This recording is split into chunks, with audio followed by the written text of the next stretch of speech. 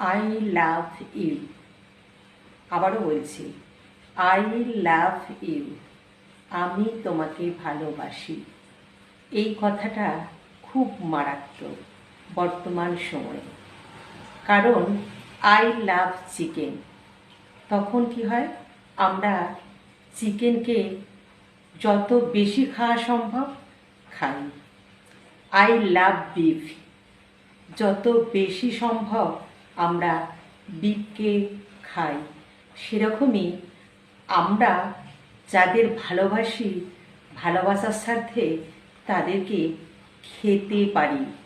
খেতে পারি মানে কি, ভালোবেসে গ্রহণ করে খাই।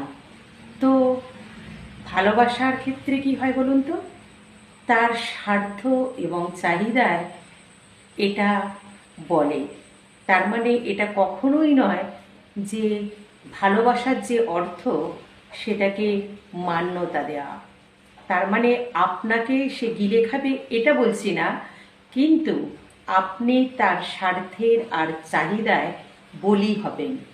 তাই আই লাভ ইউ এই শব্দ থেকে সতর্ক থাকুন এবং সচেতন থাকুন।